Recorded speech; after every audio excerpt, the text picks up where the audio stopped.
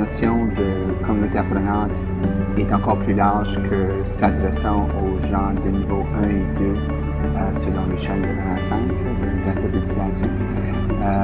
Pour moi, c'est une question de changement de culture.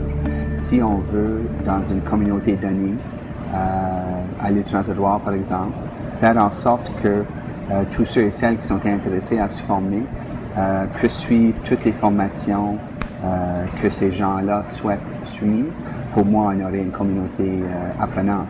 Donc, c'est sûr que dans cette gamme-là, il y a des gens qui sont au niveau 1 et 2, qui est le focus des ateliers d'aujourd'hui, mais il y a peut-être aussi des gens au niveau 3 dans une communauté où l'apprentissage est plus valorisé.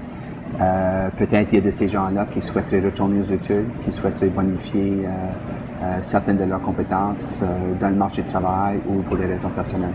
Fait que pour moi, c'est l'ensemble des membres d'une population qui peuvent être appelés à participer dans une communauté apprenante.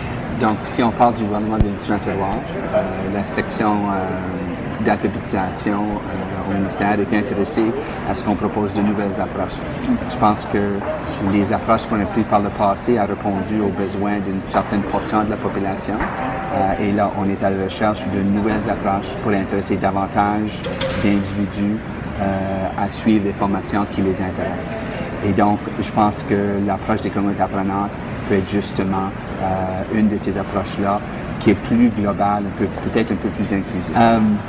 L'approche de M. Ferris au niveau des communautés apprenantes est une approche qui est très respectueuse des individus qui composent la communauté. Et donc, je pense que il va y avoir beaucoup de gens à l'Étrange-Édouard qui vont être attirés par cette approche-là. Et que j'ai hâte qu'au retour à l'Étrange-Édouard, qu'on soit en mesure justement d'avancer les principes là, qui caractérisent les communautés apprenantes.